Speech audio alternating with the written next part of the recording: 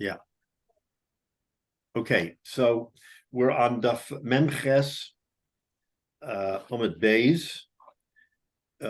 So just to set the stage, we're in the discussion right now, a continuing discussion about the whole inyan of the Mishapara, but there's a machlokes right now that we're trying to focus on, particularly because remember the story that Rabbi Hyatt by Yosef, who was obviously a big tzaddik and a chacham. He was in the salt business, so he took the money for salt from people who wanted to buy salt, and he held the money, and presumably he may have given them some salt or not, but the price of salt increased so that the money that he had for the original purchase would not meet the amount of salt that was currently required because it increased in price. So he did not want to honor the contract. Now, we know that from what we're talking about is that not honoring a contract brings down the inyan of Mishapara. In other words, you get a very serious curse, whether, and then there's a machlokes between Rosh Lakish and Rabbi Shimon or Rabbi Yochanan as to whether or not the curse is an actual curse or you notify him of the curse. So as you notify some of the curse, they have to read between the lines, and it's another thing that you actually curse them. Two different things. So the Gemara wants to where we ended last week is the Gemara has a question. Rabbi Tuvia Grauman was a big Talmid Chacham. How does either of those two approaches fit with him? Either that it's a warning or it's an actual curse. He would never allow himself to do something, meaning withholding the salt because of the price increase, because of a threat of a curse or of an actual curse. That wouldn't happen with Rabbi Hyatt. So how do we make sense of the Gemara? So the Gemara then comes and says, no, you're not looking at this the right way. It has nothing to do directly with the question of the curse. What it has to do is Rabbi Hyatt was under the impression that the money given to him was sufficient to cover that which has already been sold. So, for instance, someone put down $100 and he wanted to buy $1,000 worth of salt, but he put it on consignment. He put $100 down. He got his $100 worth. Says Rabbi Hyatt, he got what he paid for. But I'm not obligated to commit to him the other $900 worth of salt when the price of salt has gone up so much. That was what Rabbi Hyatt thought. Came Rabbi Yochanan and said, Rabbi Hyatt, you're making a mistake. When that guy gave you the money, he really gave you the money for the whole $1,000 worth of salt. You cannot now come back and say, okay, you got your $100 worth, now I can renege. You can't renege. So this isn't a threat or a warning. It's an understanding that Rabbi Yochanan is saying, Rabbi Hyatt, you misunderstood what was going on. You thought that you gave him $100 worth and that was okay. So if the price raises, you can raise the price. And I'm telling you, not because of a Mishapara, I'm just telling you, you misunderstood what the halacha is, that the halacha is he gave you the $100 as part of a full payment of $1,000, and you're honor bound to give him the salt from the day he gave you the first 100 based on that. And if the price went up, then so be it. You can't charge him. He already, so to speak, paid you the amount. So that's, and then we started talking about the word a ravon, and then I said a ravon, and this is now it's going to become extremely relevant. A ravon has two meanings. The word a ravon is a deposit. In other words, I'm giving you $100 towards the $1,000 that I'm paying you for this. Or, as we're now going to see, a ravon has a different meaning. And a ravon is what we call a mashkin. It's a placeholder that I'm committing this amount of money as a pledge for dealing with you, but it does not refer to the specific purchase. It's a placeholder. And now we're going to go over this a little bit more detail. You'll understand in our lashon, in the language of the 21st century of business, you will understand what an Eiravan is vis-a-vis a payment. It's a security. Security. It's a security. Security. Just security. And we'll see what security means in a minute. Security is not, it has a different meaning. Okay. So that's where we're holding. Now the Gemara we're going to start in the Gemara here. Excuse me, Rabbi. Can I ask a question a second? Sure. When somebody is in business like that, and the price goes up, why didn't the Gemara consider, well, okay, but you should just lower your profit? Why does the Gemara supporting the fact that he's allowed to maintain the same profit no matter, and that the buyer is the one who loses in that kind of a situation?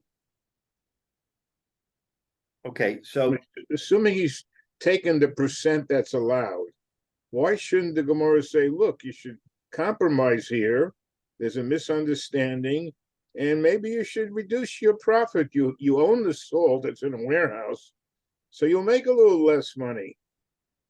Sort of negotiating. Yeah, no, that's a good question. But if you remember in our previous discussions, the Gemara told us that a person should not make a profit, say, more than a chomesh, because if he makes more than a chomesh, he is taking advantage of a buyer, and therefore things can be adjusted if the profit margin is too high.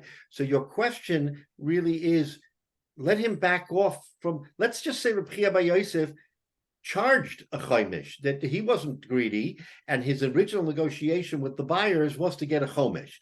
Let's assume that because he's an erlich man, Rabbi Hyatt. Now, what you're asking is, well, if the price changes, let him just back down a little bit, and then there won't be a controversy. So the question I'll ask you is, if he negotiated al pi halacha that he can get a chomesh, why should he back down and get less than a chomesh? Because you're asking him now to lower his profit to keep everything in line. But inherently, that would mean that he'll take less than what halachically he's allowed. Can he do it of his own free will? Sure, but that's not something that we should necessarily say to him, you did everything al pi halacha, now things have changed, so we're going to push you to back down from what you were legitimately allowed to take. That's a separate question as to whether or not he should be a tzaddik and do that on behalf of the other people. But the fact that the salt price is going up and down, and it happened to be now that the price went up, he'll come back down and he'll make more profit automatically if he just gives in a little bit. And then it will offset the amount that he makes. Maybe, but he can't predict. He might think that there's a that it's going to be years and years, and he needs to make a living in the meantime. So he's thinking, if I sell it at the current market price, I'll make. And since he went in with the right attitude and with the right mindset, al pi halacha, why should he be the one to take the hit? That's really the kasha here. I know you can say, well, he can make it all good by taking a little bit less and there won't be a problem. But again, this is a moral lesson as much as it is an actual business transaction. And the Gemara wants to tell us that at the time you made the deal, it's not a floating deal. You made a deal. The deal was fair, al pi halacha. Now things have changed. No one could have predicted the change. But because of the change, we're going to require you to do something different than from before. That's not, the Gemara is saying, morally, that's not correct. Can he do it? He's a tzaddik, he does it, sure. But we're trying to learn halacha here.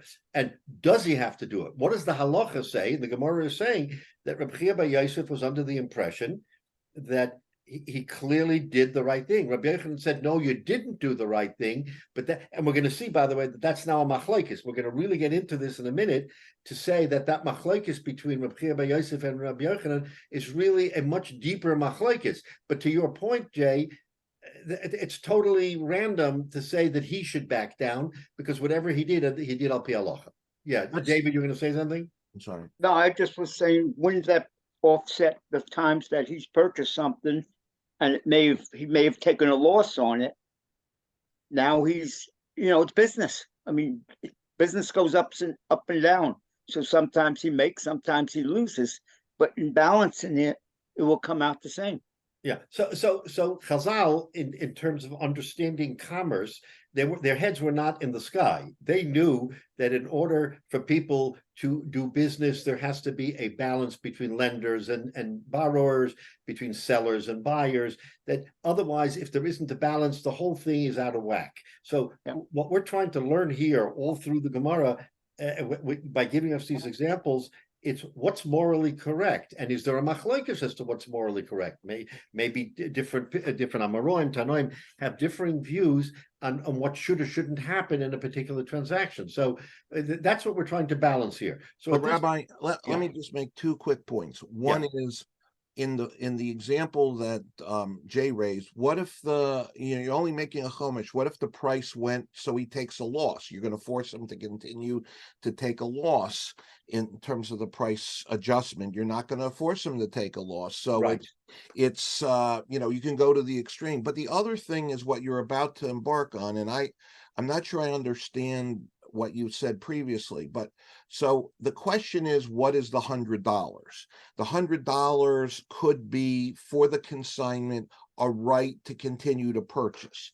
It could be an actual deposit on the next lot that you're taking. It could be that it is it commits to that price until you agree to change the price, and then you change the deposit amount to be in, let's say it's 10% of the total. So this is all, and I thought I heard you say before that the halacha is like Rabbi Yochanan. What I don't understand is these scenarios matter. While there is disagreement about what it means, you need to clarify what it means beforehand. So why isn't there a distinction between all these different cases and the halacha regarding each one of them addressed? Okay, very good point, and I'm going to ask you to hold it, because as the Gemara is now going to unfold, you're going to see some of what you're asking is in the Gemara. In other words, there is going to be a distinction. There is going to be a distinction in a case by case, and that in the overall, I'll say this: that a deal that's struck between two people should be honored. You're right that there could be a windfall one way or a loss the other way, and that's something that the parties have to deal with. In other words, if there is an extreme change in the market and the price goes down, then the seller could be losing much more because he's locked in. And how do we deal with that? So let's wait and see. But in the overall, it is a case by case, and every case poses its own issues.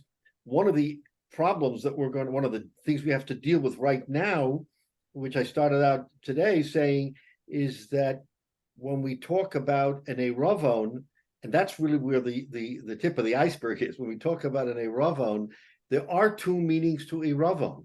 And that, I think, prompting some of the questions is, what are we talking about? Are we talking about someone who has put down money for a total purchase, but this is only the first part of the purchase and how we deal with it?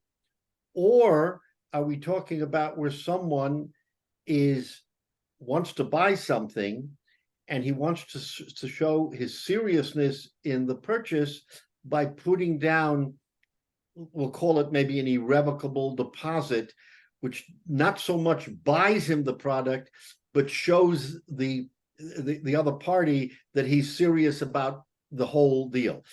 That is what's raising this ambiguity that I think is causing some of these questions. So let's revisit those questions in just a little bit, and let's now go into understanding what we just said. We just said that Rabbi Yosef and Rabbi Yochanan had differing understandings of what it means to have put down part of the money. Rabbi Yosef says it means you put the money for this, but the future purchases are up in the air.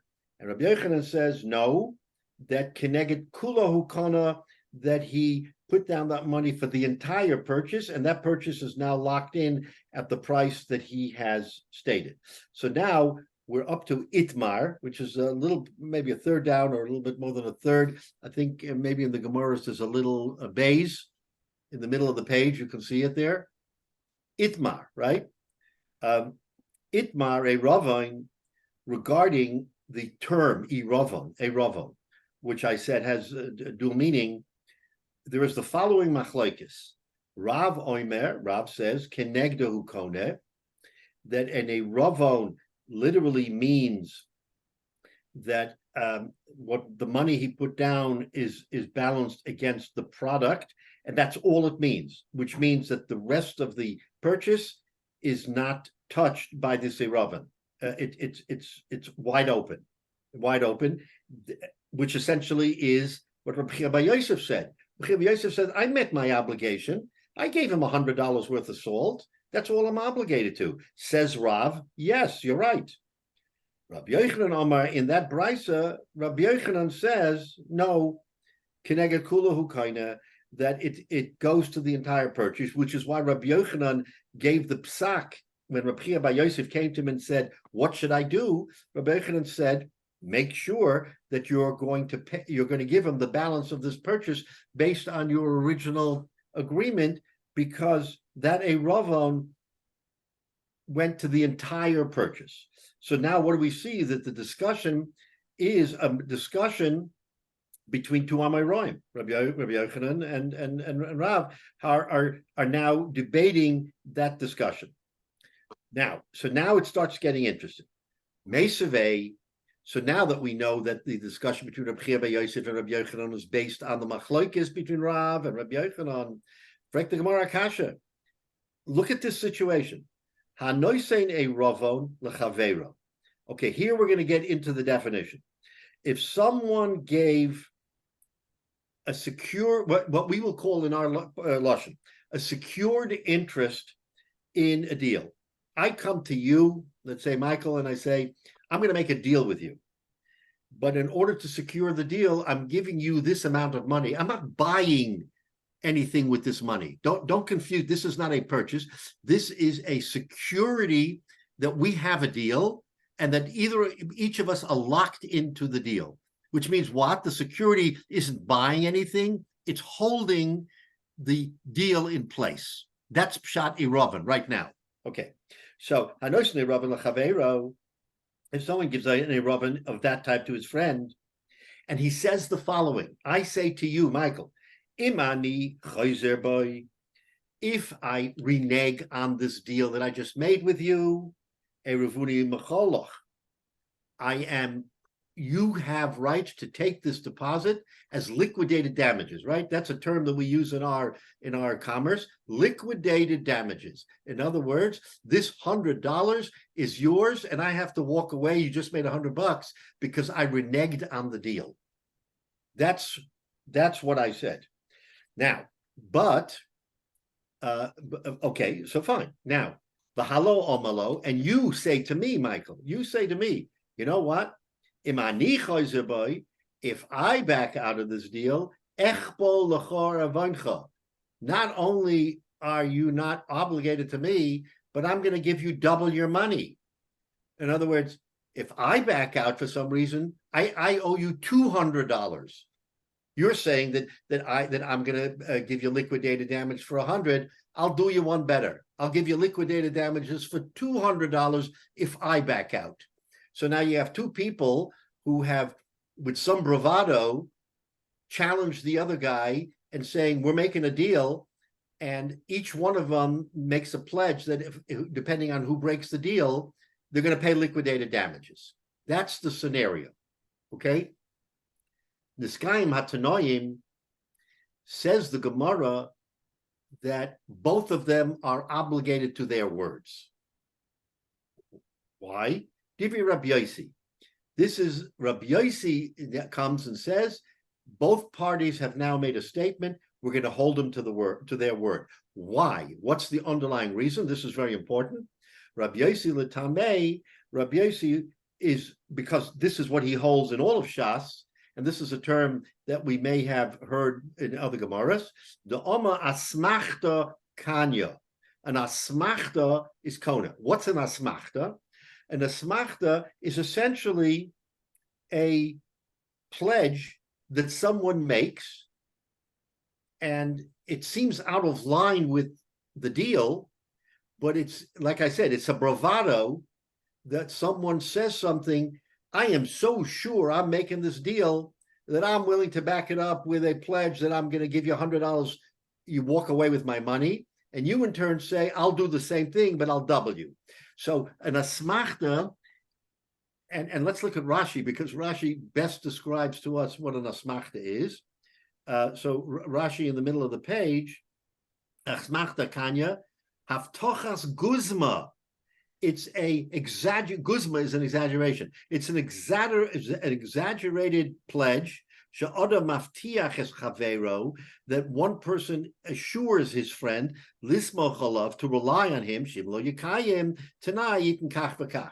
So in other words, if I say I'm going to give you double the pledge if I renege, then you're going to be darn sure that that deal is going to go through. But why would he say it?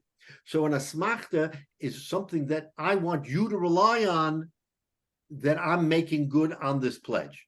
So Rabbi Yossi says that asmachta kanya, therefore, dual pledges, which seem to be a little bit exaggerated or very exaggerated, are completely in line and have to be honored. Because why? The real reason why they have to be honored is because neither you and I believe that we're going to renege. We're not going into this thinking we're going to renege and therefore we're going to have to pay excessive money. So we want to show the other side, we're so sure we're making a deal that I'm going to give you a pledge which I have no reason to give you. I have no reason to give you a pledge of assurance that if I walk away, you get liquidated damages, or you're saying to me 200 for 100. Why? Again, it's a bravado that you should honor my deal. So right. Rabbi Yossi says, asmachta kanya. Yeah, go ahead, Nasha. Okay, so I just want a clarification here because I'm a little confused. Ruvain gives Shimon $100 to seal the deal. Ruvain then says, if I back out, you keep the $100. Okay, fine. Shimon says, if I back out, I'm going to pay you 200. Is he paying him then the 100 that he has on deposit plus another 100? So Right. that effectively each one then is equally $100 out of the deal if they're the one, $100 net loss if they're the one who backs out? Or is he saying you're going to get your deposit back and I'm going to throw double on top of it? So according to this interpretation, he means double on top of it. Okay. In other words, your security is your money, but I'm willing to give you 200 effective profit, guarantee beyond it. Okay. 200 profit on your 100 if I back out. But Okay. That's not his intention. His intention is Well, no, of course they wouldn't be saying it unless he intended to complete the deal. and that's pshat asmachta. Asmachta Right. is something someone goes on a limb to prove to the other guy that he's serious in making a deal. Okay. Now, mind you, let's take a look. Is Rabbi Yehuda says asmachta lo kanya, the very next line. Rabbi Yehuda Omer, Rabbi Yehuda says, Dayo sheyikna keneged ervono. No, I don't hold from a hasmachta. The only thing that you've done is you've put down $100 for $100 worth of schira, of goods. So in other words, you're not going to be paying liquidated damages. You're going to pay for the $100 worth of goods, so you won't be out anything. Because asmachta doesn't exist. There's no such thing as asmachta. We don't believe in asmachta. Rabbi Is that a Yehuda. halachic decision that it's not halachically acceptable ultimately? Right. Rabbi Yehuda says asmachta is not something that we want to accept in dealing between Jewish merchants. In other words, there's no bravado. Don't throw out a bravado here to show that you're a that you know. Is that in fact the halacha? So al pi halacha, yeah, I think Rabbi Yehuda is the halacha. I'll double check, but I think esmachta lo kanya, because we don't believe in that. In other words, Rabbi Yossi says if two people want to engage in a battle of wits, my 100, your 200, then let them. but that's not what should be the norm between Jewish businessmen. So the modern halacha we'll talk about later. But here, in point of time, it was a legitimate discussion as to whether asmachta is something the parties can enter into. Now, if you hold like Rabbi Yehuda, think about this for a minute. If you hold like Rabbi Yehuda that asmachta lo kanya, what was this a ravon? What was this deposit? It was a consignment of $100 to purchase something of $1,000. So he says that $100, according to Rabbi Yehuda, buys him $100 worth of goods. But Rabbi, why couldn't it also be a deposit on my next purchase? Because I'm taking goods. I'm now taking goods. Well, and I apply it, so I leave the $100 on there. I pay for my last batch of goods. I leave the 100 there. I pay for the full amount. I leave the 100 there, and it's a down payment on my next series of goods. So it's not actually a purchase. But one second. So what's the payment for the goods he already took now? He has to pay him for it. I mean, no. But there isn't a second 100. There's only a $100. I understand it, but if the goods are more than 100, what if the current goods is more than the amount he lays down? Okay, so here's So the reality is this: I'm going to buy $1,000 worth of grain from you. I'm taking my first $100 worth of grain. Here's $100. So right now we're even, Steven. I took $100 worth of grain. I gave you $100.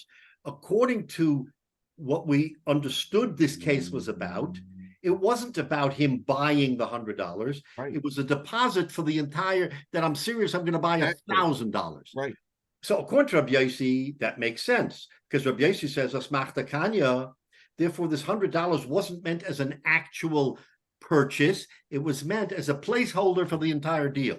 So Rabbi Yehuda only allows for a purchase in that situation, nothing else, but that money is a purchase of goods. And according to Rabbi Yehuda, that's what I said. It's a purchase of goods. According to Rabbi Yossi, it's not a purchase of goods. It's a deposit for a greater purchase. The difference being, here, this is critical, the difference being that if I then renege on my deal, according to Rabbi Yossi, I should get no product but pay $100.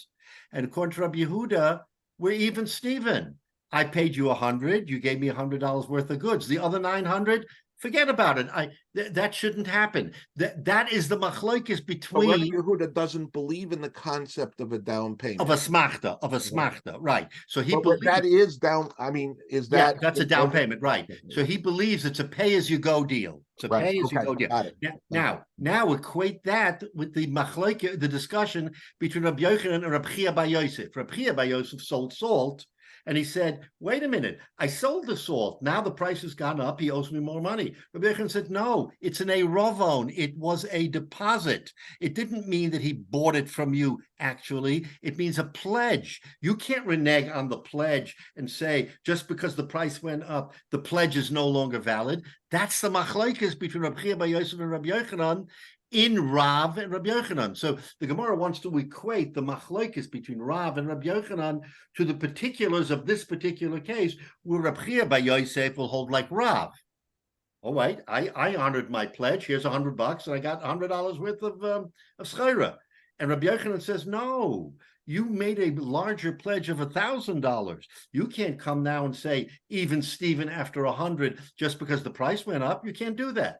That's what the Gemara wants to say. You see that the machlokes is a machlokes between Rav and Rabbi Yochanan, who said in the larger picture whether you can renege or you can't renege. So Rabbi, is there a third position? Is there a third position, which is, so in Rabbi Yehuda's case, it's always you're paying for goods in that amount. In Rabbi Chia's case, it's a deposit. Is there a case where you leave money on account as a consignment to say this confirms our relationship and we'll pay as we go, and when we end the relationship I'll return the $100 to you, but in the meantime it's a placeholder, like you said, it's a security deposit on future purchases. So it's neither one or the other, but it's just sitting there as we agree to do business together, and that's our confirmation. Okay, so right now, Michael, no, there is not a third position. There is not a third position. It's either or. It's either a purchase or a deposit. Okay. And depending on how you view it, that's the greater machlokes that we're dealing with. In other words, so Rabbi Hyatt bar Yosef was within his rights to say, I want to raise the price because I hold like Rav, that the money spent is the money for the item. The rest of it is wide open. We never, I got it. It's either or. That's it. Right. We never agreed. Rabbi Yochanan Shitoso now. Now wait a minute. But now we understand the machlokes between Rabbi Yossi and Rabbi Yehuda as whether asmachta kanya. Rabbi Yossi says asmachta kanya, that bravado is allowed, but if you do go down that road, you're going to be stuck with it. Rabbi Yehuda says no, there's no bravado, no such thing as asmachta. Asmachta is okay. We don't hold from asmachta. We got to be real. Now look at the Gemara. So the Gemara now says in Rabbi Yehuda. So Rabbi Yehuda doesn't hold from asmachta. Rabbi Shimon ben Gamliel. So now Rabbi Shimon ben Gamliel is going to qualify Rabbi Yehuda's statement, that which Rabbi Yehuda said that asmachta lo kanya. Therefore, what you pay for is what you get, nothing more. He says as follows: B'meh devorim amurim. When does Rabbi Yehuda mean that? When does he actually mean that? Bisman she'omalo, when magic words. When the buyer says to the seller, Abba Mochali, he says, a Ravan Yikon, my deposit, Yikon should buy it. In other words, there's magic words here, says Rabbi Shimon ben Gamliel. He doesn't mean in every case it's that way. When he articulated, when the buyer said, a Ravan Yikon, that my security, my Eravon will buy it, then that's okay. Then there is no strings attached. Aval. Now, what's the alternative? Mochalo, example. This is an example of a mochalo bias. Osade, if I sell you, Michael, a house or a field, be'elef zuz, for 1,000 zuz, you're buying my house for 1,000 zuz. Uporolo mehem chamisha meya zuz, and you immediately put down not a fraction, you put down 50%, 500 zuz. That's a lot of money. You put that down, right? Says the Gemara that in that case, Kona, we don't say that was just a deposit for future. When you came along and paid 50% of the price, we understand that you're buying it. You're not pledging it for any future, you're actually buying it. This is now the interpretation in Rabbi Yehuda. Kana, he buys the entire thing, and he doesn't have to pay it even a year later, 2 years later, because you've effectively bought the item. And we're going to see how the Gemara interprets that, because the Gemara really means to say you paid the whole thing. Not 50%. You paid the whole thing, but I lent you 500. In other words, this is the whole concept of a loan, is that when you gave me 500, you really gave me the full 1,000, but I in turn came back and said, you know what? I'm going to give you paid me, deal's done, but I'm going to allow you to incrementally pay me it's the balance. A seller taking back a mortgage. He's taking back a mortgage, exactly right. And so that gets the question. Here we're talking about karka. Is there a fundamental difference then between karka and metaltalin? Yeah, okay, now you've touched on a real issue. The answer is yes, but we have to get to that. The Gemara asks, is there a difference between metaltalin and karka? That's very much the kasha. Are they all treated the same? But let's hold off on that. Let's just deal with our issue here. That Rabbi Yehuda, who says there's no such thing as a asmachta, and therefore it's a real purchase. Wait a minute. He only says that when you articulate and you say, my eravon, my deposit is buying this amount. But Rabbi Yehuda would admit that if I gave you 500 shekel or 500 zuz on an $1,000 purchase, that's not a deposit. That's a total purchase. Right. The question of land will come up in a minute, but let's not focus on the land aspect. Let's focus on the deal. The deal is I gave you a huge amount of money towards the purchase. Then Rabbi Yehuda admits that it's a total purchase. It's not just a deposit. All right, No, but there's Rabbi Yehuda says that I can argue I only bought $100 worth when I say I'm buying $100 worth. But if I'm giving you a huge sum without saying anything, you can infer that I'm buying the whole thing, not just $100 worth. All right, but here's the other difference. Yeah, That's but an important there's difference. another difference, and this partly relates to metalton, but it's not quite so clear. If you have $1,000 car, and I give you 100 or I give you 500, the question is it a deposit? Is it buying the whole thing and I owe you the rest, etc.? Right. If you have 1,000 pounds of grain and I'm going to buy it for you for $1 a pound and I give you $100, you can argue that $100 is for the first 100 pounds. Correct. And you're going to pay the rest as it goes. The deal could end at any time with some amount done. Correct. Whereas you can't buy half a car and you can't buy half a house. Correct. That's exactly the point we're trying to make, is that it's material. And again, you're right that this is a question of metalton versus karka. But just putting that aside, because we haven't talked about it yet, it seems that the discussion here is, have I given you a mere sort of sum that you can interpret as being a separate purchase of that amount? Or have I given you so much money that you can't say this is just a deposit and I'm going to walk away from it later? You can't say that because the amount is so overwhelming. Now, you're right. We're talking about a karka here, not metalton, but extrapolate if it was a metalton, like a car. I mean, could you argue that I gave you $500 and that was for half a car, so give me half a car and you take the other half, and we're all even Steven. So, right. So that's now going to become the main issue. But the point where we are right now is we understand in Rabbi Yehuda that Rabbi Yehuda, who says asmachta lo kanya, therefore you pay as you go. No, it's not so clear you pay as you go. You pay as you go where you say, I'm paying you for this. But in the case of the house or the field, it's not pay as you go. So even Rabbi Yehuda would admit that he made a deal, that he already made a deal, like Rabbi Yossi. He wouldn't say, oh, it's pay as you go. So the Gemara is trying to bifurcate in Rabbi Yehuda that what seems to be Rabbi Yehuda's interpretation is limited. It's limited only to what he says. If he says a Ravan Koina, a Ravan Yikon, that my deposit shall buy it, that's all he bought. The rest of it, no, he didn't buy.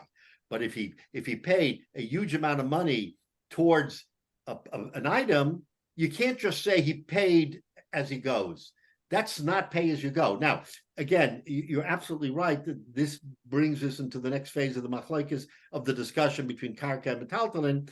But let's focus on what we just said. So Rabbi Yehuda and Rabbi Yossi are arguing, but even Rabbi Yehuda admits to Rabbi Yossi that which we say is the deposit is only when he says it.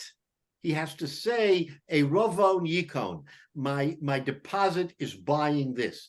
Magic words. If he doesn't say that, we might be able to extrapolate that he is in fact buying a larger item, and this is the first amount. Right. So it's a little complicated, but yeah, go ahead, Jay.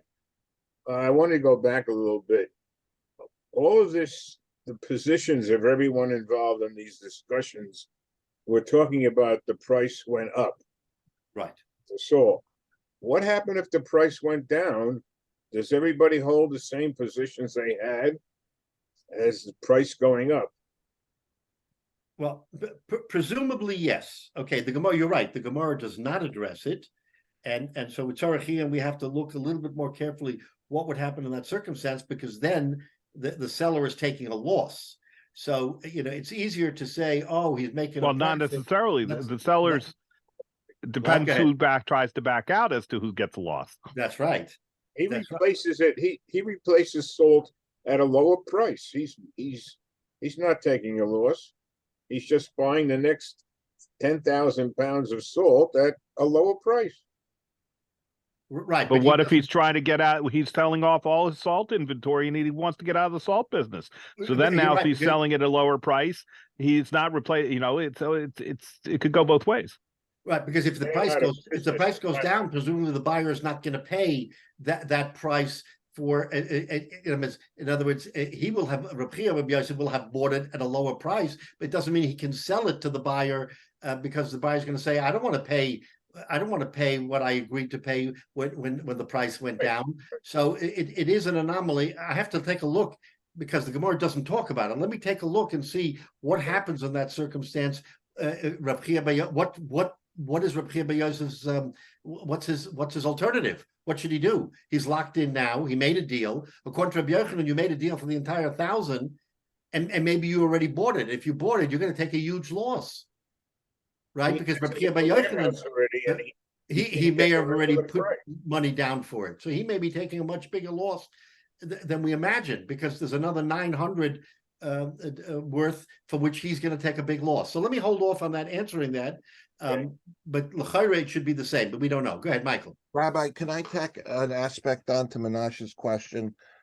So we have abandoned, it appears, the 20 plus dafim we learned that about acquisition for a Kinyan.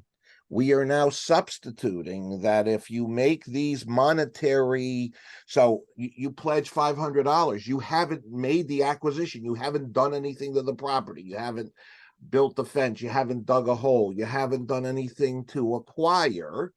So how do you acquire it by virtue of just a deposit down there? So now we went back and we said, Kesef is like goods in exchange. It doesn't give us acquisition. The same with metaltaling. We had to make an acquisition gesture.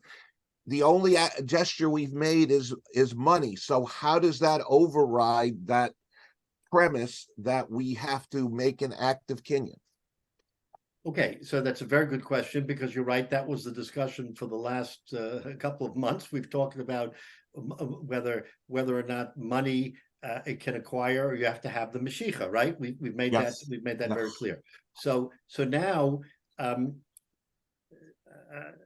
again, the next phase or the next step in this whole discussion, notwithstanding everything we've learned until now, because you remember at the very beginning, we saw that there was a dichotomy between the Talmud Bavli and the Talmud Yerushalmi on whether Kesef or Zov are Koneh. So we saw at the very beginning that it wasn't a uniform discussion. It was in Bavel. It was in Bavel that Kesef is Koneh, but not in Eretz Yisrael. In Eretz Yisrael, Zohav was Koneh. So we're already going on two parallel tracks that the tracks are totally parallel. They will not cross over. So we saw that machlokes already existed. So with that in mind, in our context of Bavli, we said that you have to make a Mashiach, and that the Mashiach is ultimately the Koneh. And that was the working formula that we were working about all this time. And if you recall that we went back and forth so many times, trying to bring a raya from here, trying to bring a raya from there. And at the end, what did we say? That two great scholars, Rabbi Yochanan and Rosh Lakish, each say that the Torah supports my view. Rabbi Yochanan says Mos Konos, and Rosh Lakish says Mashiach Koneh. And they bring a raya from even the same psukim in the Torah. So it's ambiguous. What is the halacha? So remember, it's a working theory, Michael. That's what you have to keep in mind. It's a working theory, and the halacha is like Rabbi Yochanan. The halacha is like Rabbi Yochanan, that Ma'os Konos. It doesn't throw out everything we've discussed for all these months, because we're working on the theory that it could be Teku. Okay, let's just leave it. We don't know what the answer is. It's not Teku. The scholars came together and they said, we have to make a definitive decision, and we're going to state the halacha Mos Konos. But it's troubling, Rabbi, if somebody goes out there and makes a a gesture for ownership, and then somebody else comes along in the example of the $1,000 house for a $500 deposit and places a $500 deposit, you can take the position of Rabbi Yochanan that the Kona from Maos, so we're going to override because I got a better deal. Right. Okay. So, but if you hold like Rabbi Yochanan Mos Konos, even if he didn't make the Mashiach, even if he did not yet make the physical manifestation of ownership, right?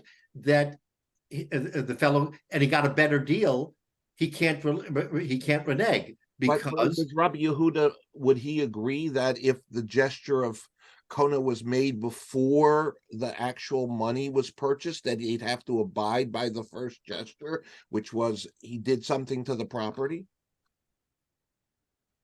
You're saying that, hold on, you're saying that there was something physical before money was exchanged? You mean? So the first person said, I'm buying this property at for 500 zuz, yeah.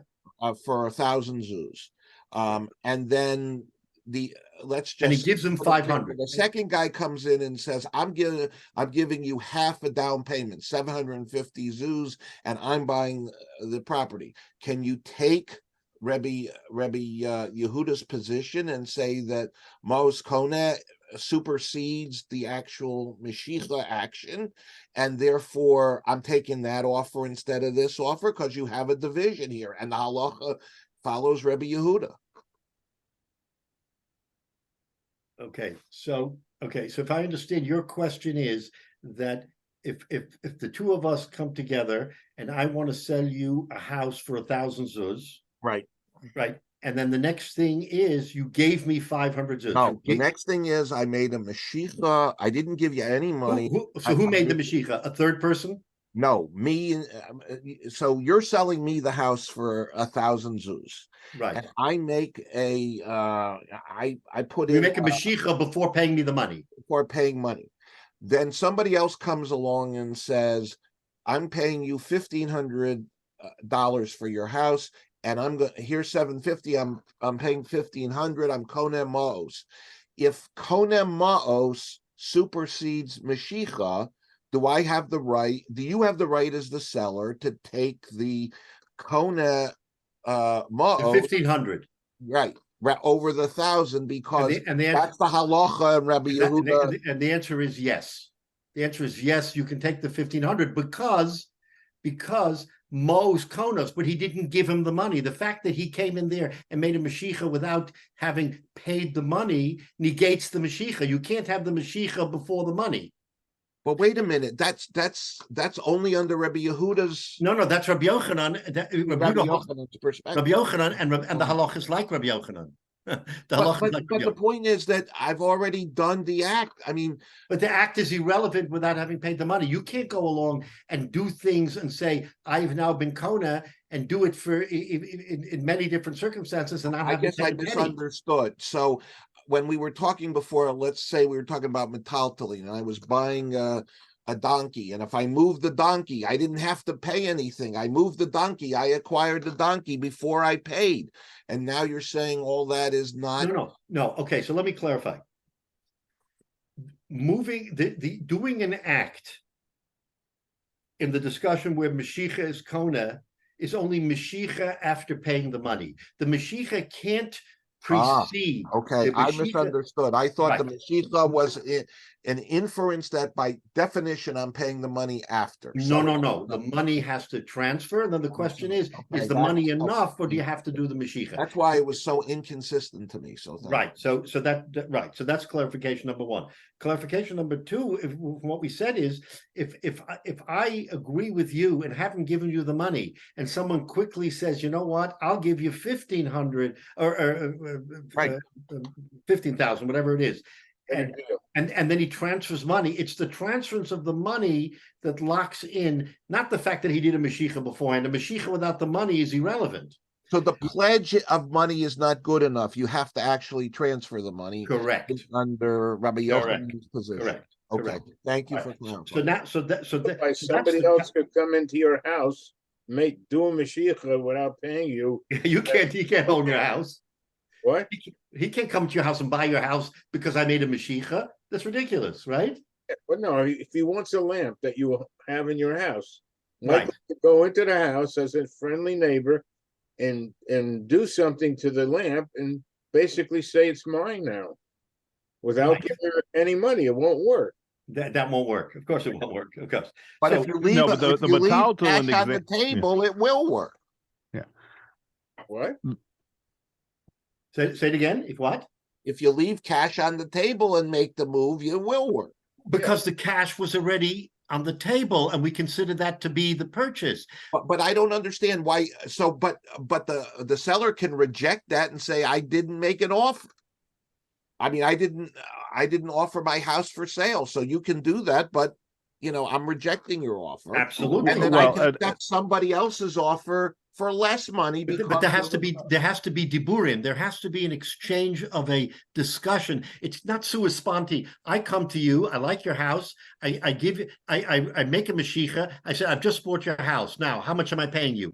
That's backwards. There first has to be a discussion between the two of us, an agreement. Yes, I'll sell it for 10,000 zuz, and then you come along and say, okay, now I'm giving you 10,000 zuz. 5,000 zuz. I'm giving you 5,000, and Rabbi Yehuda is saying in that particular case, it's not a ravon, a deposit for future purchase. It's an actual purchase, because no one comes along and pays that amount of money with the idea, oh, that's just a deposit for something that I made. I get that, but what I didn't understand before. Right. Because of how we learned it, and maybe it's just my stupidity, was that if you had the right of refusal, but if somebody just moved the animal and left money down there, it was theirs, unless you said, no, it's not. No, it's not. No, it's not. Right, exactly. Right. I mean, the other way of looking at it is to say, why just throwing money at it doesn't work. It has to be agreement. Is the other ways of doing purchase on karka. A squatter comes in and they put up a fence, they do this, they do that. That doesn't give them the right to buy the land. There still has to be some agreement, unless they had come in with some. Not in today's world, but then yes. No, we've had Gemaras about that. It's not so simple. No, I'm talking about in today's world. There are many people who have squatted in, somebody's away, and they've got a chazaka, and you can't get them out. Right, but that's the law of adverse possession, which the Gemara in Bava Basra goes into great detail as to the laws of adverse possession. If you can do that without exchange of money, but that's a separate discussion that really has nothing to do. Right, but even in the modern equivalent of that, yes, if they're there for a certain number of years or whatever. Yes. But not that if I come in today and I put you're on vacation for a week and I come in and I I break into your house, change the locks and put up a fence, that doesn't you come back a week later. I disagree. There have been cases in certain places where that really. Well, I mean, there can be challenges. Those challenges will be defeated. But you're 100% right. Is that's why we have specific laws. But let's just finish on this point. So now we're saying that the machlokes between Rabbi Yossi and Rabbi Yehuda as to whether asmachta kanya has conditions. According to Rabbi Yossi, asmachta kanya. According to Rabbi Yehuda, asmachta is not kanya, except, and we don't call it asmachta. So, but and now to your point, Menashe, we're going to start making a distinction between metaltalin and karka. That if it's metaltalin, he says eroven yukon, that he's bought only the amount of the eroven. But if he's going to buy a property and he's going to put down a substantial amount, and the Gemara intentionally used property, not metaltalin, to show us a distinction here, which we're going to discuss further. That if you put down a substantial amount of money on a piece of karka, you've bought that karka. It isn't a pledge for the future. Okay, that's the discussion between Rabbi Yossi and Rabbi Yehuda. But let's get back to our discussion. The whole purpose of the Rabbi Yossi Rabbi Yehuda discussion was to amplify the machlokes between Rav and Rabbi Yochanan. Rav saying that when you put the money down, you're only buying that amount, which is why Rabbi Hyatt by Yosef said, I don't want to honor the rest of the sold pledge. And Rabbi Yochanan saying no. Now the Gemara asks the kasha. So my love, who hadin b'metaltalin? to your point, Menashe, we just gave an example of by karka, where if you put down money for karka, that's not a deposit, an erovon, that's a purchase. My lav who adin b'metaltalin. Let's say the same din applies by metaltalin, by movables, that once you put down a certain amount, right? Once you put down a certain amount, then the mishapara. So now this whole question of the mishapara, when does it apply? Does it apply immediately because you've reneged on the balance of the purchase, or does it not apply because you're really buying the whole thing? So now the Gemara says, "My love, who had the metaltalin." The same din for karka applies to metaltalin. What does it mean?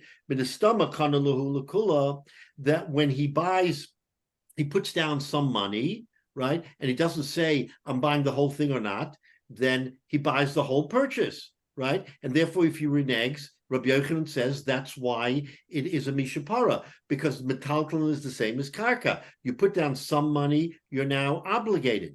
And if that's the case, then that's a kasha on Rav, because Rav is the one who says when you put down some money, you're only buying that some piece, nothing more. But if you're going to say that metaltalin and karka are the same, then Rabbi Yochanan is 100% right, that once you put down some money, in the case of Rabbi Hyatt by Yosef, you're totally obligated to pay the balance of that, just like you bought a piece of karka. So there should be no distinction between metaltalin and karka. And if there's no distinction, then how can Rob say that when you put down a certain amount of money and you walk away and say, I'm not going to sell you the balance of the salt, it's okay? It's not okay. It's like buying a piece of karka. You've now invested in it. And the fact that you want to renege on the price, you should be slapped with a mishapara. So that's how the Gemara asks Akasha on Rav. Rav is the one who says no mishapara, because Rabbi Hyatt by Yosef was right in saying, I'm only going to honor this purchase. But if you want to come back and say that metaltalin and karka are the same, there is no distinction, then how can Rav state his position that there is no mishapara? Of course there's a mishapara. You've obligated for the entire salt purchase. That's the Gemara's kasha. When the Gemara says we're going to ask a kasha on Rav, we went through this whole iteration of a machlokes between Rabbi Yossi and Rabbi Yehuda to show that there is no, that we're saying that there's no distinction between karka and metaltalin. That's not definitive. We're saying now there is no distinction between karka and metaltalin, just like by karka, when you put down money, a ravon, you're buying the whole thing. Say the same by metaltalin, in which case Rav is wrong. And Rabbi Yochanan is right, that anytime you put down some money, you've committed to the whole purchase. Doesn't matter if it's karka or metaltalin. You've now committed to the whole purchase, and you can't renege. So therefore, Rav's position that Rabbi Hyatt by Yosef could renege on his salt deal is wrong. That's the Gemara's kasha. Again, it's kind of a little complicated because we're sort of backing into this by saying, first, let's understand the machlokes between Rabbi Yossi and Rabbi Yehuda. Asmachta, yes, no. And the asmachta, by the way, is slightly irrelevant to this discussion, but the Gemara discusses asmachta anyway. Now that we've concluded that Rabbi Yehuda has two positions, it's not totally clear. Rabbi Yossi says asmachta kanya. Rabbi Yehuda says, no, asmachta is not kanya. Oh, wait a minute. Asmachta is not kanya when you say the magic words of a Rava and Yikon. Then asmachta is not kanya.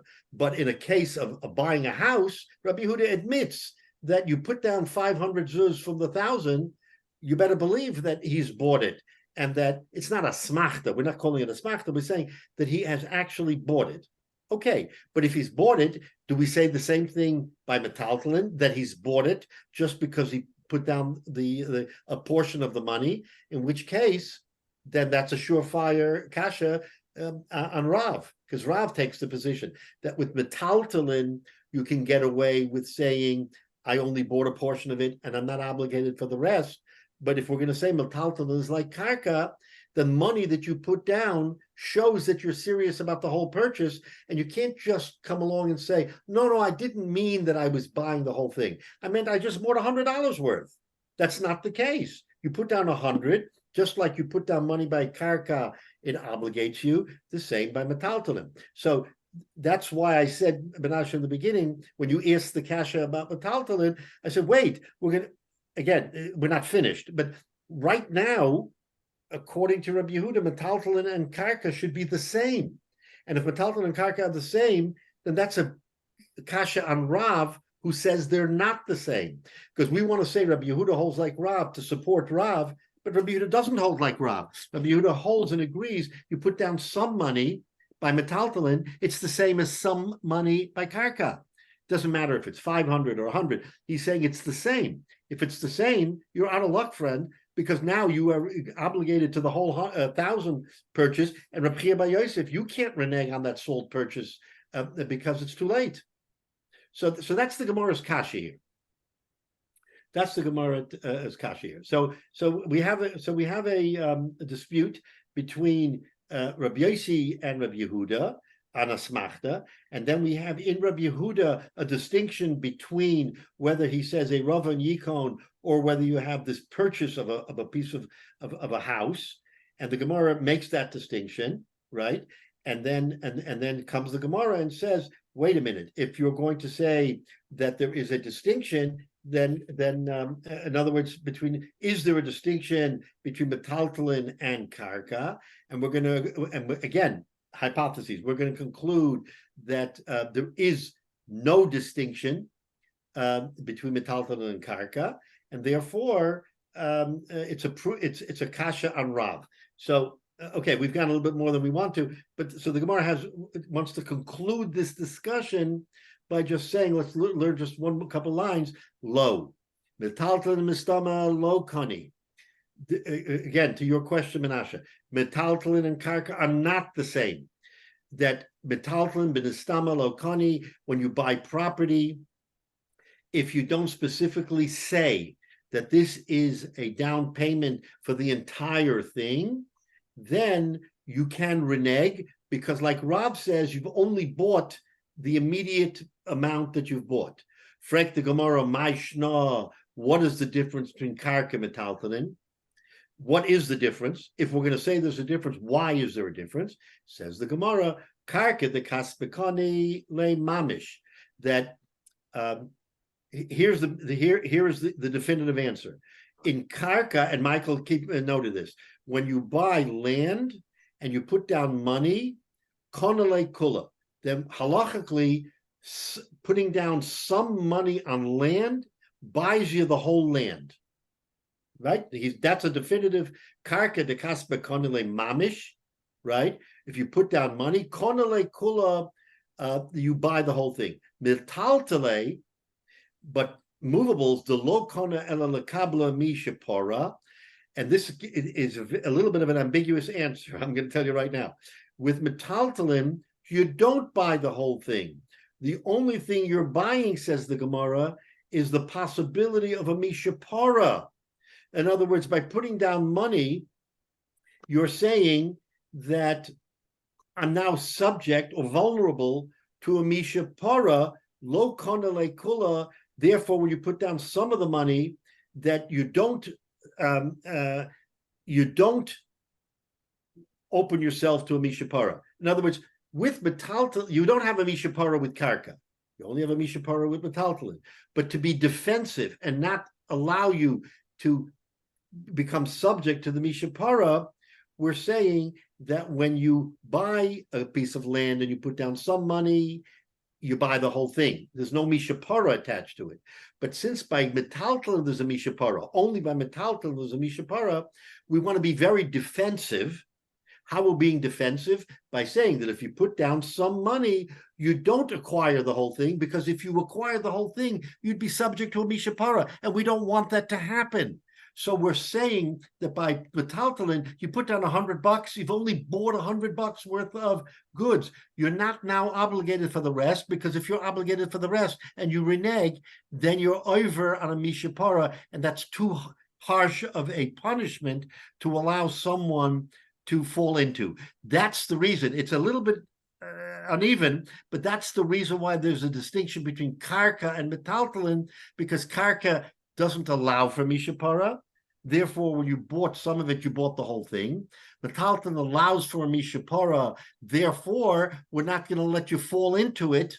And we're going to say, you pay a little bit, that's all you bought, because if otherwise you would really be subject to a mishapara. Because if you put down 100 and now you want to renege, as Rabbi Hyatt did because of the salt, all of a sudden you're going to be punished with a mishapara. And we don't want that to happen. That shouldn't happen. Therefore, there's a distinction between metaltalin. I know, Michael, it's a little bit uneven because we're making a distinction between karka and metaltalin. But Rabbi, because we even don't with want someone to be metaltalin, punished for you're mishapara. not designating what you're buying. You can go in and say, I'm getting $100 worth. Then you get a machlokas. What $100 worth am I buying? Because it's not specific as to what you're designating as a purchase. So is there still a mishapara if if you can't agree on what you're acquiring? But why do we raise the mishapara to such a high level that it controls all of this logic of what the outcome should be? Because you this have to avoid it at all costs. Because mishapara is minat Torah, and so if someone can be subject minat Torah to this terrible curse, we're going to do everything in our power to make it not happen by saying that it can't happen. Why can't it happen? Because if you make a deal and you pay 100 and then you say, I'm reneging, then we're saying, you know why you're reneging? Because you only sold them 100. We're not allowing you to fall into the trap of a mishapara. So it is a punishment without teeth because we're going to prevent it from happening, which the Torah, by the way, the Torah does that a lot. It tells us. Somebody can also back out of a karka deal. No.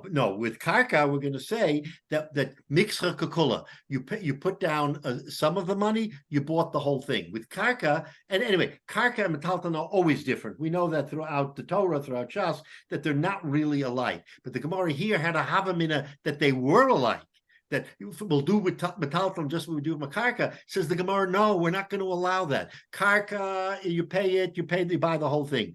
With metalton, we're not going to allow you to buy the whole thing so that you should never come to a mishapara. So we're always going to say, if you renege, you're not reneging. You only sold him the amount of the money. You didn't sell him the whole $1,000. Therefore, you can't be subject to mishapara. The Gemara is what the Gemara is doing is it's preventing us against our own mistake.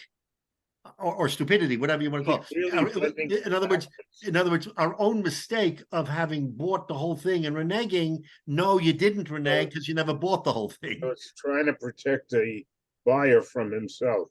Exactly right. We're protecting the buyer from himself. So the Torah doesn't want you to even step into that quagmire where you're now going to get a mishapara, even though the Torah says if you renege, you get a mishapara. But we're going to prevent you from ever having a mishapara because we're not going to interpret that your purchase was for the whole thing. Yeah. I mean, it's kind of a little circular, but here the Torah is protecting us from ourselves. Yeah. Right. So that's how the Gemara wants to conclude this machlokes. And then we're going to go a little weiter into this. But today's discussion really opened up a whole question, great question from the very beginning, touching on this whole machlokes. And the subsequent answer, Menashe, is that there is a distinction between karka and metaltalin, that metaltalin has one set of rules and karka has another set of rules. And therefore the machlokes between Rabbi Yossi and Rabbi Yehuda on this question of asmachta, even though Rabbi Yehuda holds there's no asmachta, he still holds that with karka, you can commit yourself to something larger, whereas metaltalin, you can't commit yourself to something larger. But that machlokes between Rabbi Yossi and Rabbi Yehuda was a side machlokes, not totally focused, relevant to our Gemara, because we wanted to get a definitive answer at the end whether Rabbi Chia bar Yosef was obligated to pay for the whole $1,000 worth of salt, and the answer is no, because karka and metaltalin are not the same. Even if you can hold by karka, you made a deal, you have to commit to it. By metaltalin, we're going to allow you to back out of the deal because you never made that deal. You never made a deal for the 1,000. You only made it for the amount that you actually placed, the $100. But Rabbi, qualifying that, if it was 100 for 100 zuz for 1,000 zuz property, then it's not acquiring it because it's not sufficient. I mean, what the actual percentage cutoff is, I don't know, but even in Karka, if it's only a negligible amount, would you still say it's an acquisition? Yes, the answer is yes. That definitively, we thought originally, oh, it's only because he paid 500 out of the 10,000 out of the 1,000. So look, so in definitive terms, any amount, I mean, a modest amount, any amount partial payment will acquire the property. It doesn't have to be just a huge amount like 500 out of 1,000. Okay. If you put down 100 for Karka, it's sufficient to say that that's a down payment that acquires the property, because land and metaltalin are different. Okay. I thought you still needed to put a substantial amount, but even Say it again.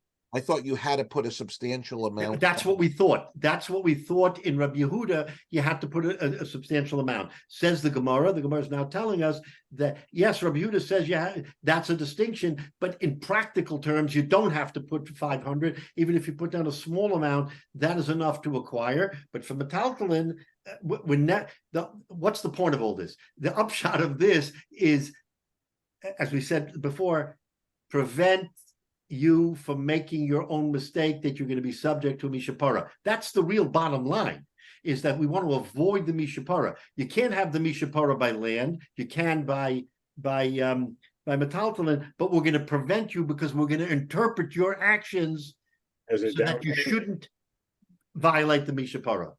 Yeah. Right. So it's Very the Torah clever. tells it, but it doesn't have the teeth to actually do it, just like we say the other parts of the Torah, because you say it's and all these other things.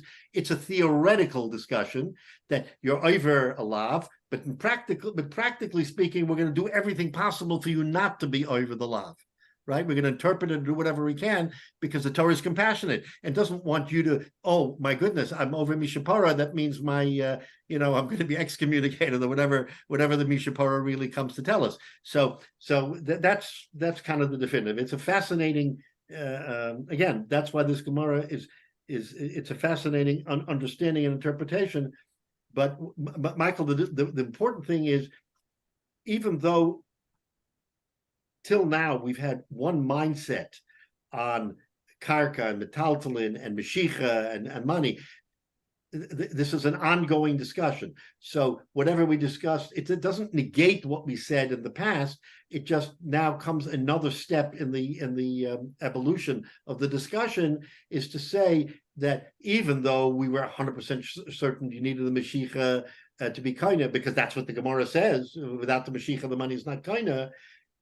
Definitively, la halacha, it's not quite that way. We didn't know that 2 months ago, 3 months ago, because we were pretty clear. But the Gemara never gave us a final answer, because we saw that Rabbi Yochanan and Rish Lakish argued min Torah what is kona. So all of it was kind of a theoretical discussion, if you will. But the answer is that we paskin like Rabbi Yochanan. But Jay, to your question, I want to take a look because it's a good question. What happens in the case of Rabbi Chia bar Yosef if the price went down?